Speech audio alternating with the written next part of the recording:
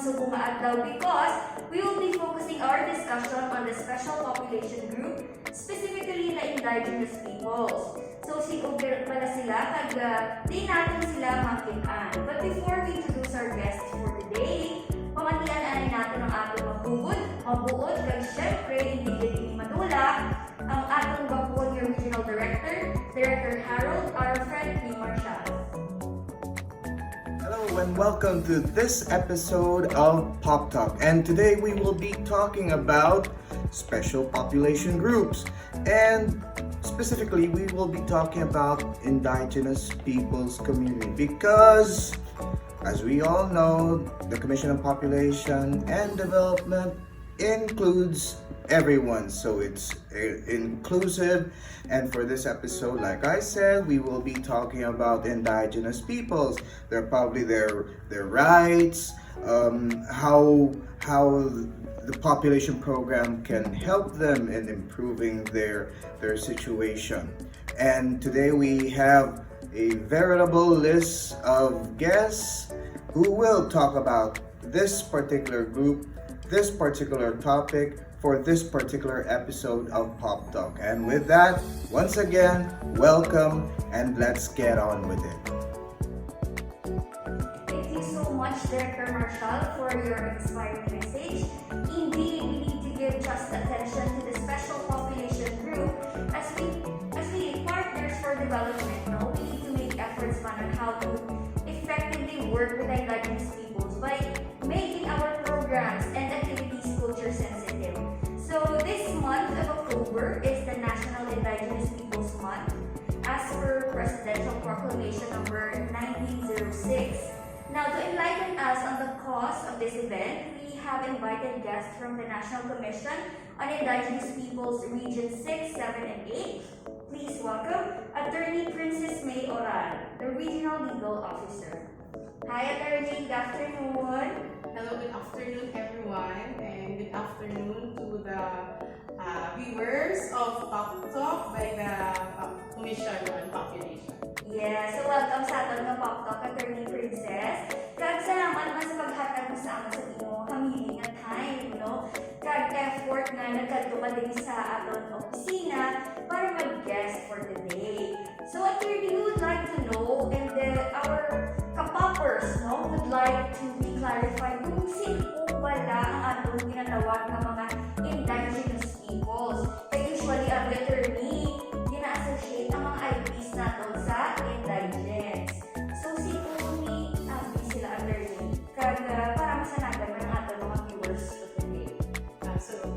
Before I proceed, I would like to bid a happy day to magandang miyan nga adlaw no sa tanan ng mga Indigenous people sa Region 6, especially sa mga bukidnon naton kag sa mga ating mga Indigenous people sa Region 6.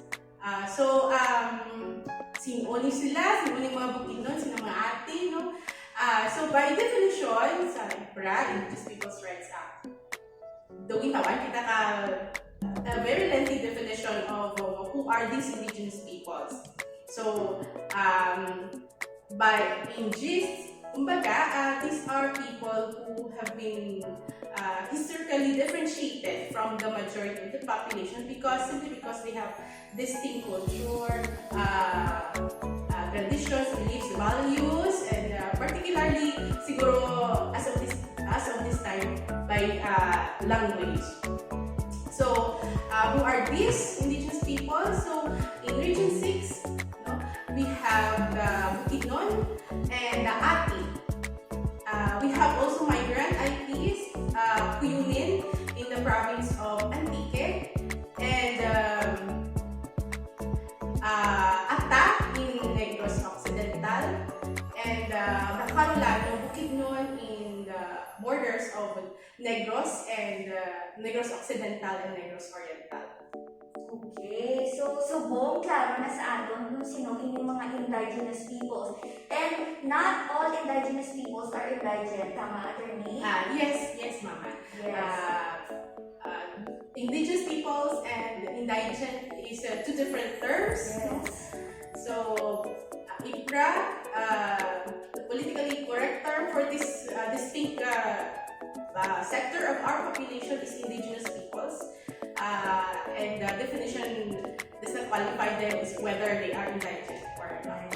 Okay. So, attorney, can you share with us kung pila ka percent sa population ang atong Indigenous Peoples dito sa Western Visayas? In Western Visayas, by estimate, no, we have at least siguro mga 3% of the total population. However, we are looking forward also to the result of the 2020 census on population and housing. Okay. So, 3% sa atong population ang mga Indigenous Peoples. So, sa na-mention po din natin, medyo sa kada probinsya may aragin presence ni Indigenous Peoples, such as Antique, we have the Bukidnon in Antique, but they ascribe themselves as Iraynon, Bukidnon, upstream of, yes, by ascription. So we have Iraynon, Bukidnon in Antique, and Akyanon, Bukidnon in Aklan, and then we have also the Panayan, Bukidnon in the province of Capiz, and also in the borders of the provinces of Iloilo and Capiz. Okay. So, I hope na natin mga local government units aware man sa mga Indigenous Peoples na present sa ilang community. So, in connection sa IP Month Celebration natin, attorney, ano ang atong kausa na ang gina-celebrate natin ini? Well, by presidential proclamation, we are mandated to celebrate the full month of October as the IP Month Celebration, also in commemoration to the enactment of Indigenous Peoples' Rights Act of 1997 or Republic Act 8371. For this year, we are celebrating already the 23rd anniversary of the law with the theme correcting historical justices, by promoting the welfare and rights of the indigenous cultural communities. NCIP is actually sending a strong message that we have to correct historical justice, particularly in the aspect of the four bundles of rights as provided under the law. So the right to ancestral domains and lands, self-governance and empowerment, social justice and human rights, and right to cultural integrity. Okay. So, we have to remember those four rights of the Indigenous Peoples, in order for us to fully implement the IPRA law. Yes, okay. So, since we're talking about the protection and promotion of the rights of IPs, attorney, so can you share with us kung anong mga common issues na ginaatubang sa atong mga IPs mo? One major issue is, of course, land security. That is why this major program of NCIP to delineate ancestral domains and to give land security to the Indigenous Peoples, also in consonant to the correcting of historical justices committed against these Indigenous Peoples. And also the right also to participate in decision-making process, especially in consonant to the right to self-governance and empowerment, such as the FDIC, and the right to be to give their consent, in terms of documentation of their indigenous knowledge systems and practices. Okay. So, that's why siguro ito yung tinatawag kita na IPMR. So, they just voice out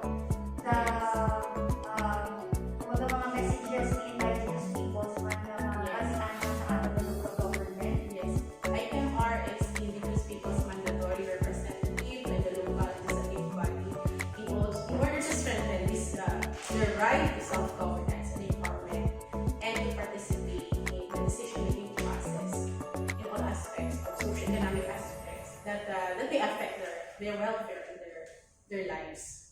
Yes, okay. So, to help the IPs resolve their issues, attorney, can you share with us some of your programs and projects na makabulig-hagan-hagan o kung makasulbat sa ilang ginatubang mga kabudlayan? So NCIP have various projects under the four bundle of rights. So we have titling of ancestral domain, we have have the formulation of the Ancestral Domain Sustainable Development and Protection Plan. This is actually an investment plan wherein after giving them the right ownership over their ancestral domain, they have to have a plan to develop a sustainable plan. So that is one. And also we have NCIP, we have socio-economic projects, as well as we also extend the educational program and agriculture advocacy. We also extend legal services, and NCIP also has an adjudication services for complaints or cases involving Indigenous peoples. Yes, so nakita natin no, nabatian natin nga damo-damo man ubra nga effort si NCIP towards helping our Indigenous peoples. So, attorney, PopCom as one of your partner agencies, we wanted to know kung paano wala kami makapartner or makabuli sa kausamaan sa NCIP. Kaya ang Commissioner Population niya kabilugan na attorney. So, wala man kita nagpili kung sino. Kaya ang amon yung tagline is empowering Filipino families. So, either you're IPs or not, still we need to educate them on our program trust as well. So, paano kami attorney maka-connect with you, maka-help sa inyo kausapan sa NCIP? So we have to remember that our Indigenous peoples are the most vulnerable, the most marginalized sector of the Philippine society. If you look at the PSA statistical data, they are those people who are, if you remember getting every Pinoy and Pinay into the picture, no, they are the top in the list of those who are not in the picture of the Philippine vital statistics. So our efforts in CIP will become very meaningful to the IPs if we collaborate and if we partner our projects with other government agencies, local government units, and probably PopCom, especially for the children and the women, as one of the vulnerable sector of society. We have many cases of basic needs statistics, but we have no data on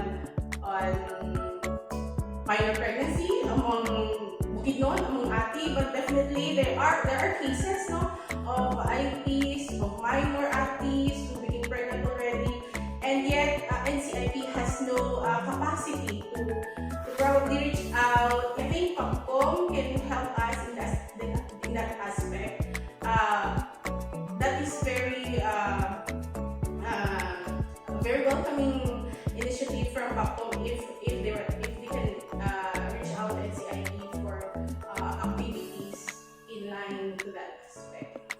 Okay, attorney. So, ang effort lang subong, ang first steps ni PopCom, subong attorney, towards partnering with you is to make our programs culture sensitive. That's why just this year, nag-invite kami sa NCIP para mag-train man sa aton regarding sa culture sensitivity para maging sensitive man ang aton nga mga programa para sa aton nga Indigenous peoples. Yeah, so to recap, we have talked about who are the Indigenous peoples, din sila makita, o din sila nakasituate, no? We have also talked about the IPRA Month Celebration, kagagkaw sa sini, ano-ano ang mga common issues na ginaatubang sa ating mga IP communities, anong mga projects and programs ng National Commission on Indigenous Peoples, kag kung paano mga partner, ang iba natin pagdating ng mga national government agencies sa NCIP para man makahatag sa servisyo sa mga Indigenous peoples.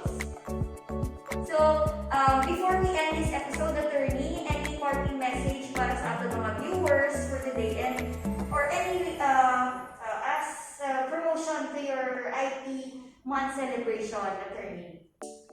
So before that, I would like to thank the Commission on Population for this opportunity to reach out to your PopTalk, yes. In this time of COVID-19 pandemic, our indigenous cultural communities, indigenous peoples, the ating Bukidnon, kumbaga kumbaga, if they are marginalized and vulnerable before pandemic, that marginalization and vulnerability has been magnified because of this pandemic. We are very happy that when we reach out to the local government units, our partners, SWD, DOH, and the efforts of course of PopTalk, even though in the advocating cultural sensitivity na kind of activities with the indigenous cultural communities, we are very happy that our efforts, our bayanihan efforts create huge impact to the communities. We hope that in our respective communities, we also carried as that personal advocacy to promote, to protect, and respect indigenous cultural communities' rights, especially to equality access to basic services in this type of pandemic. And with that, NCIP is celebrating the 23rd anniversary of IPRA on October 29. There will be a virtual celebration sa FB Live, So we are inviting you to view the Facebook page of the National Commission on Indigenous Peoples for the virtual celebration. We are going to share with you our culture of Indigenous Peoples, And the chairperson will be sharing also ulat na katutubo so that everybody will know the efforts of NCIP in this before pandemic and in this time of pandemic. So that will be on October 29, the whole day of October 29. Okay, attorney. So just share with us the link so we can also share it with other population officers within the city. Yes, we are going to share that.